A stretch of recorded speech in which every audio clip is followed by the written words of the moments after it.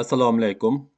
Anglayotganinglar Şinjan Xalq Nashriyati 2000-yili 1-oyda nashr qilgan roman Eli Dolqunlari.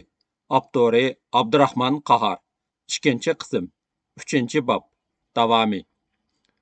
Yenjuxu ajoyib qilin qo'mishliqi, qum barxanlarining ko'pligi ham son sanoqsiz qor yog'ochlikligi bilan boshqa yerlardan farqlanib turadi. Daxiyazdin Gomindan qismlarini qo'g'lab kelgan Nizomiddin polki Bajanxuga kirishda qattiq qarshilikqa uchrab, Yinjuxuda to'xtagan. Bir necha qatimliq qattiq hujumdanmu olg'a ilgarilashga mumkin bo'lmagandan keyin qismlar Zimlanka qo'lashga tushdi. Jangchilik hayot qiziq bo'ladi. Har hujum oldida qaysimiz o'limiz, qaysimiz qolamiz deyishib bir-biriga vasiyatlarni aytishadigan jangchilar tinch yer qizishdan bexatar yer osti uyi, tomoqxona, oshxona, skelet yasashdan chopsanla zirkib qoladi. Xuddi ikki taraf kelishim hosil qilgandek bir paymo o'q uzmagan mezgillar o'tdi. Necha soatlab jiddiy tirkishib qoladigan bosqichlarmi o'tdi. Biroq hujum bilan olg'a ilgarilab uynib qolgan qo'shin bir o'rinda uzoq turib qolishdan, haftalar, oylarni olg'a siljitmay o'tkazishdan ichi pushib qoladi. Biz Zimlanka qo'lash kelmagan, dushman bilan urush qilishga kelgan, deb qismdan ketguchilarmi bo'ldi. Yaqinda qismdan o'zligidan ketib qolganlarning sonini olganda 50 dan oshiq odam bo'lib chiqdi. Jang so'ralmilik bilan boradi. Dushman aplik yerda, egizda, qismlarimiz tuvanda, qo'mishliqda, qum barxanlarining orasida edi. Ilgirlash nurg'un qon badaliga keladi. Dejurni gayet qarovullarni aralab kelib, Akupqa tushib, uning qiriga yo'linib xiyol surib turib qoldi. Atigan sharildab yaqqan yomg'ir amdi oq yig'inga aylanib olgan edi. Qo'mishliq, qumliq, butun dala ho'l bo'lib ketgan. Qo'mish g'ollarda qetib qolgan qon tomchilari serilib eqib tushmoqda. İnsonni ikki putlab mang'uzayotgan, yo'riq dunyoda tik turg'izayotgan narsaning mana amdi ahamiyatsiz narsaga aylanib, yomg'ir suvlariga qo'shilib, oddiy holda tomchivatqiniga u mayuslik his qilmoqda edi. Aynakdek suzuk tomchilar uning hamma yerini ho'l qilyapti. Shu topda u bo'yniga tomchivatsimi andikmaydi.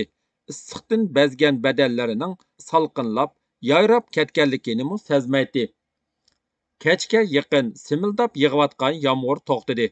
Oqush tumanmo tarqilib ketdi. Attiginay, havo shundoq go'zal tusga kirganda qorong'u tushib qoldi. U Akupdan erg'ib chiqdi-da, Zimlanka yoqqa qadam bosdi va dejurni bo'limga kirib ketdi. Oradan qanchalik vaqt o'tdi-keyin tuyuqsiz tarastigan o'q ovozi anglandi va barg'ansiri kuchayib ketdi. Burtlari dardiyib ketgan Gayet Zimlanka ishigidan chiqishiga yugurib hasirab kelgan jangchi. Yo'ldosh komandir, dushman qarshiligimizga qaramay, kelkundek besib kelyotidi, dedi. Gayet ittik yulduzlarga qarab aytdi. Vaqt yarim kechadan eshib ketibdi. Ablaqlar kechasi hujumga chiqmaydigan.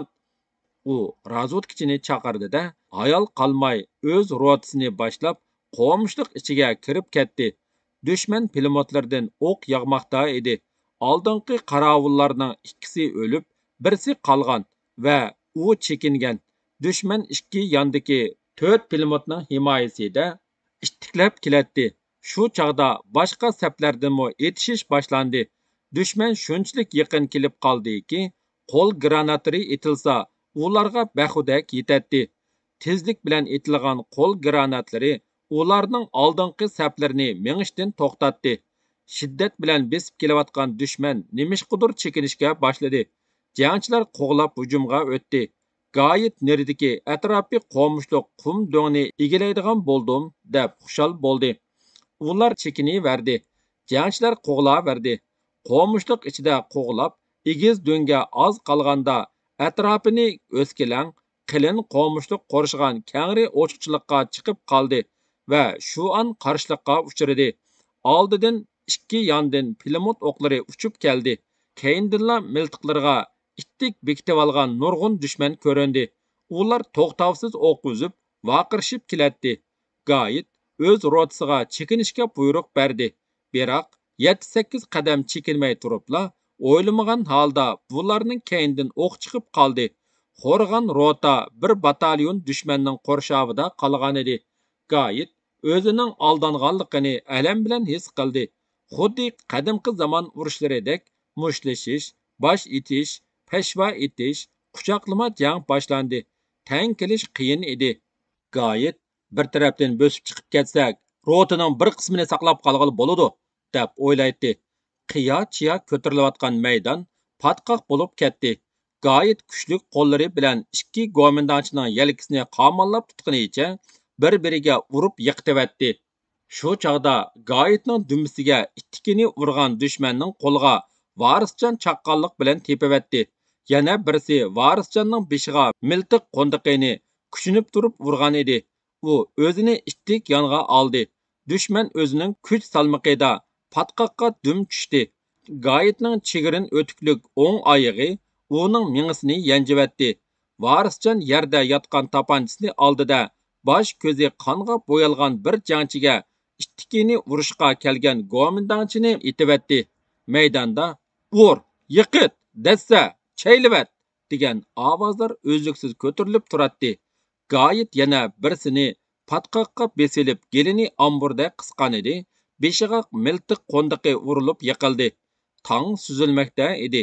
Qiya-chiya ko'tarilayotgan maydon jimishqa boshladi. Muavin rota komandiri saq qolgan jangchilar bilan bir tarafdan bosib chiqib ketdi. Tong otdi. O'liklar bilan to'lgan maydon, qumsang'u to'pliq yerlar, patqoqlar, qo'mishlar qon bilan bo'ylab surlik tusga kirib qoldi. O'ngsili o'chgan, g'azabdan tishlari kirishgan batalyon komandiri Anvar egiz qum do'ngiga chiqib, durbun bilan shu yoqqa qaraydi. Durbun qonliq maydonni aniq ko'rsatdi. Maydonda go'mindonchilar paydo bo'ldi. Ular yorilinib dushman qo'lga tushib ketgan yordorlarimizning burnini, quliqini kesib, ko'zlarini o'yib, maydalarini yanchib, maydonga akilib tashladi. Bu holni beshi yerilib, yuz ko'zi qonga milinib yotgan Gayetmu, durbun bilan qarawatgan Anvarmu ko'rdi. Gayet o'z qismining hayot jangchilari chekinayotganligini bayqagan, lekin bir necha jangchisining beshiga chiqmaslik uchun qimir qilmay yotgan. Mana amdi go'mindonchilar o'liklarga nayza sanjib kelyotidi. Yili o'zigimi sanjishi mumkin. U ig'ir ichinish, alam his qilmoqda.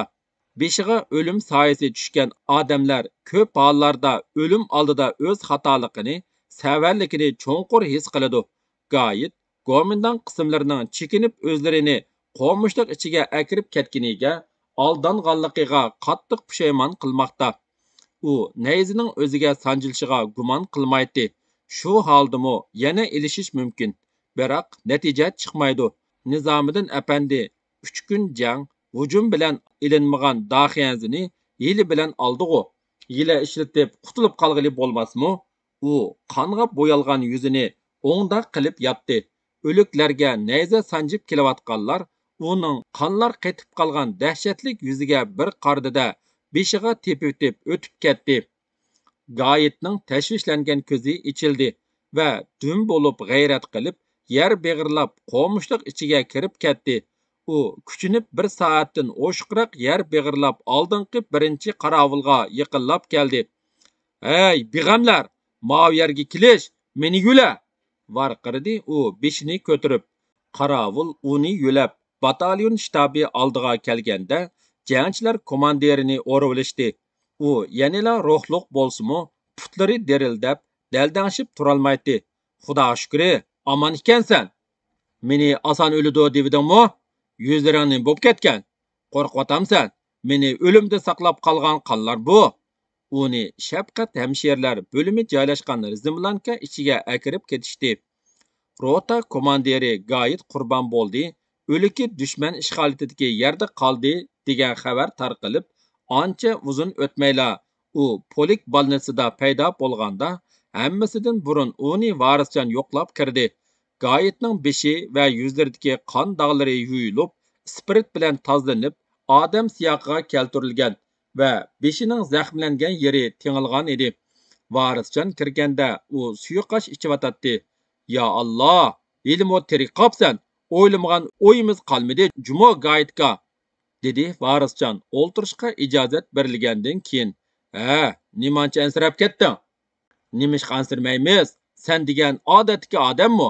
Botur komandir tursan. Unchalik oshirib etma. Qani, tomoq kelmamsan.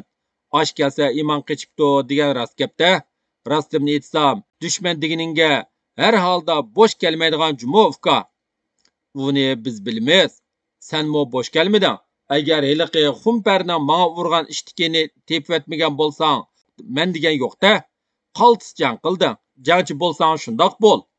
Hiliqi tapanchining qo'limga tushib qolganini demamsan. Toza asqatdi u. Buningmi chaqqonlik qilding. Manga qaltis yording uka. Polkovnikka o'zim doklad qilaman. Birinchi bo'lmasmi, ikkinchi darajalik orden ilishga tegishliksan. Mushundoq chaqqonliqing bo'lsa, o'zimga konvoy qilib olaymi yasini? Yaragan bo'lsam mayli. Gayet ishini ichib bo'lib, og'izni olqini bilan ertida siriq burtini silab qo'yib, yenidan tamaka xaltasini chiqardi. Tamaka urg'ina uka. Varisjon tamaka yuyaga tutashtirib berdi. Gayet tamakini xumardan chiqqidek qattiq sho'rab chekishga boshladi. Varisjonning ruhi ko'tarilgan, Gayetning maqtashlari uning tavini o'stirgan edi. Urushqa qatnashgandan buyon bugun birinchi qitim komandirning maqtashiga erishdi. Texi maqtash bilan ishonchgimi ega bo'lyotidi. Agar uningga konvoy bo'lib olsam, nodamdan ustun o'ringa ega bo'lib olsam, degan atkinim atgan bo'ladi-da, deb o'ylashga boshladi u. Nodamning ha desla gapdanlik qilib gurkirashlari, Rayhonning odamga qircha yenicha tegishlari komandirlarning maqtashlaridan emasmi? Mening do'tligimni, miltiqnila o'ylabdiman. Bu mo bo'ladi, lekin uningga eslibla olg'ucha nimishqa boshqa usullarni o'ylab boqmadim. Endi yo'l ichilyotidi. Muni kaltpamning kiptiga kirib olsam, o'shqum olti tushadigan o'xshaydi. Dadam, odam deganni maqtasang xo'sh bo'ladi. Vaqt kelganda maqtab uchirib bersang, aql hushin yo'qtib qo'ydi, deydigan. Shunimi cho'nqurroq o'ylabdimina? Sizning boturliklaring ozmi emas, Gayetga, dedi u jiddiy qiyofatda. Nizomdan kam shuncha qurbonlarni berib ololmagan daxiyangizni birli hili bilan oldi-ku. Senmi ashu ajal purab turgan qonliq maydondan birli hili bilan saqqabsan-ku. Azrailni azg'ashtirish degina bu. Bu qaysi jandin kam? Gayet o'ylanib qoldi. O'lgan odamda biz shu yerdan saqqalg'inim, dunyoga qaytib kelganim bo'ldi, fuka. Baya sen baturluklaring oz emas deding. Rost gapni qilsam, Nilqi tog'laridagi urushlarda u chaqda sen yo'q, bilmaysan. Isbosen sida bir kichik atirtim bilan gomendanchlarni qirib, saynan tishdak yatqizib etdim. Bosh saqchini oladigan chaqdimi, oldi darvozadan chiqqanlarning birini qo'ymadim. Langshang, Aram bog'dagi urushlarni damsan, Ochaldikini damsan. Voy, so'zlab kelsam tugamaydi. Shunchalik jonlarni sen qilsan-u, yana gizlarga nodamni, Rayhonlar yozg'ini nimsi? Gayet keskin javob berdi. Boshqalarni mo yozdi. Ularni mo yozg'ini to'g'ri. To'g'riliqi to'g'ri, lekin shu chaqda mahallaga chiqsam kishilar, Gayet ikkinglar nodamchilik bo'lolmadinglarmi? Uni qalt yezib ketibdi, devidi. O'lmadim. Uning birisi bo'ldim degina. Varisjonning gaplari Gayetni o'ylantirishga boshladi va u jimib ketdi. Tamakidan yana birini yo'gigina, dedi u tartib. Varisjon so'zini davom qildi. U chaqda sen bir atratning komandiri. Sening yasa arzugidek shuncha nurg'un baturliklaring bo'lgandikin, avval seni, ondan jangchilarni yasa bo'lmasmidi? Mayli emasmi? Hammaga mayli deyaversang, yurt oldida odam o'sal bo'lib qoladi ekan, dedi u. Shuningdan keyin harambog'lar ilinib, Anvarni doktorxonaga yo'qlab berishganda, muxbirlarning uni yozmoqchi bo'lib kelganligini, lekin Anvarning avval nodamni, Rayhonni yezishni topilganligini, Gayetni tilg'imi ilib qo'ymaganligini so'zlab berdi. Bo'pti, uka, biznimi yozganlar chiqib qolar.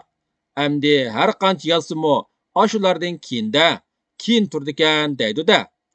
Urush har qisma qismatlarga, odam ishonmagidek qissalarga boy bo'ladi. O'ldi deb sanalgan jangchining qonliq maydon ichidan hayotga ko'z ochib o'milab kelishi, tamoq etishdan boshqa hech ish bilan kori bo'lmaydigan oshpazning bir çeydo bilan ikki qurolliq dushmanni qo'l ko'targizishi, razvedkachilarning dushman ichiga kirib, shtab boshlig'ining xaritasini o'g'irlab kelishi kunda bo'lmasmi, kunida bo'lib turadi. Tinch hayot kechirayotganlar uchun bu hayron qolarliq ish bo'lgan bilan, urush qilayotgan jangchilar uchun kundalik tirikchilikdagi oddiy, odatdagi ishlardek o'tib ketaveradi. Bu ishlar gazetga besilsa, albatta ajoyib cho'nqur ta'sir qo'zg'aydi. G'uljida chiqadigan gazetlarning muxbirlari oqshom Daxianziga kelgan. Ular kechalab yo'l yurib, bu chog'da Daxianzi bilan Yinjuxu oraliqida Gomindanning bombardimonchi aeroplanlarining hujumidan saqlanish uchun kechasi yo'l yurilatdi. Bu yerga yetib kelgan edi.